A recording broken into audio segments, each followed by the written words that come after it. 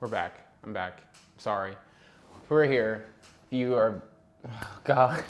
Let me fix my lens. So, again, I keep doing this. I keep doing this thing where I go away, I come back, and I'm like, oh, I'm gonna start doing content every day.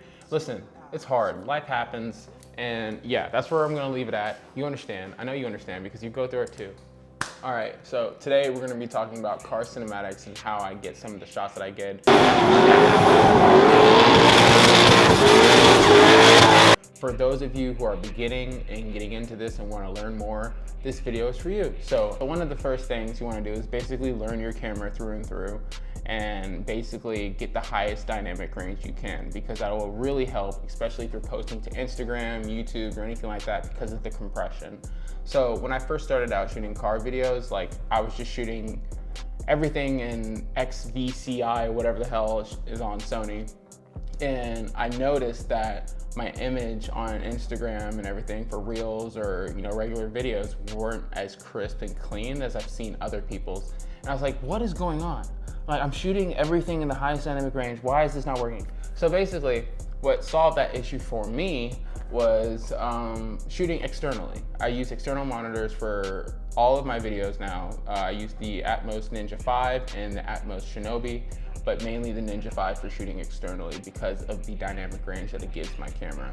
So whenever I'm posting up to Instagram, no matter how much it compresses, it's still gonna look really clean. So the second thing is, whenever you're going out and you're shooting, like, you're shooting with your friends or you're shooting with somebody that you know that's in the car community, it's basically pre-planning. So whether you're doing rollers, whether you're doing regular gimbal shots or anything like that, pre-plan as much as you can. It will really help alleviate any kind of stress you'll be feeling, especially getting into this.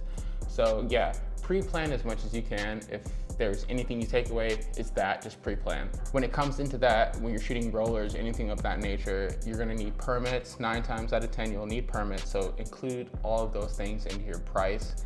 And when it comes to pricing for rollers or any kind of car shoot, just price according to what you'll be doing and what the shoot calls for. So if you're gonna be doing rollers, you gotta keep in mind that a lot of those things come with risk. So when you're shooting a roller, you can deal with police, you can deal with getting pulled over, getting tickets, anything like that. So equate the risk into the job and price accordingly to that. So basically covers you in case anything happens.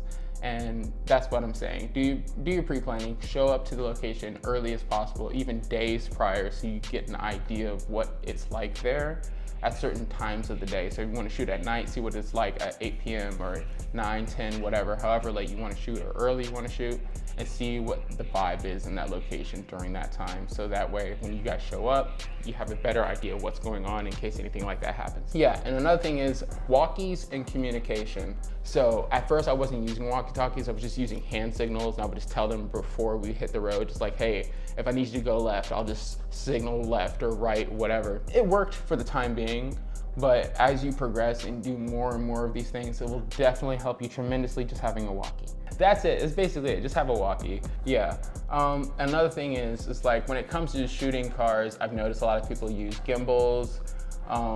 Me personally, I'm not really a fan of gimbals. This is one thing I want to stress the most, is just like getting creative when it comes to car cinematics. But if you can, just trying to push the boundaries and get different angles and try to, especially if you have control of the shoot. Because I noticed a lot of people, including myself, when I first started, would get really nervous whenever I'm like, I don't know if I want to ask them to go down the road because I saw this really cool shot or whatever. Don't be afraid to do that. Just if you saw a cool shot on the way to the location, you had one idea, you want to change it last minute or whatever, don't be afraid to ask. If they say no, whatever, if this is more suitable for them or whatever, that's fine. But if you have any ideas that spur on the moment or prior to the shoot, don't hesitate just to ask and just throw those ideas out there, because that's why they hired you. They hired you for your vision, for your creative process and what you do. So yeah, just believe in yourself. Don't be nervous. It happens to everyone. I get nervous on every shoot. Doesn't matter how much it is or who it's for, just because at least I try to hold myself to a certain standard. You never know who's gonna see something. You never know where something's gonna go. So always hold yourself to a higher standard and just push yourself. Every single project, just push yourself and you'll see yourself get better. Regardless of how your videos look now, they will get better, trust me. If I can find it, I will insert a video of my very first car shoot that I ever did right now. You'll see it. If you don't see it, I didn't find it, but if you do, it was ass. Yeah, just learn your gear and don't be like me. Learn from others and let your inspirations drive you. Don't let your inspirations dictate what you do, or like just take inspiration. It's okay to get ideas from other people and put your own twist on it, but when you start to copy someone else's vision or work or whatever verbatim, you know, it's not really gonna be seen. So, you know, keeping in mind, putting yourself out there, going outside of your comfort zone, doing things that you're not used to doing, and really like pushing your camera as far as you can. Like, listen, you don't need the highest quality gear. You don't need the most expensive camera, the most expensive mics or anything like that, or even external monitors, anything like that. As long as you have a good vision, that will exceed anything else. So, with that being said, I hope you guys took something away from this. I hope you guys enjoyed this video. I will be putting out more content as well. That's another thing I also want to touch on. I'm hugely into cars. I'm huge into, you know, cinematics and film. That's what this whole channel is about. But I do want to start incorporating some more of myself into it. You know what I mean? Like, I'm not a robot, you know? I'm not a robot. I love gear. I love camera stuff. I love all this jazz. But at the end of the day, there's more to life, you know? There's more to me. There's more to you. So let's just get into this together. And I'm so sorry. Once again, I'm gonna say this again because I'm trying to keep myself accountable. I will be back again next week, this week, whoever knows. You know how we do around here. You know how the saying goes, okay? I'm sorry, I apologize. Please forgive me. I'll be back, I promise. Peace, love you.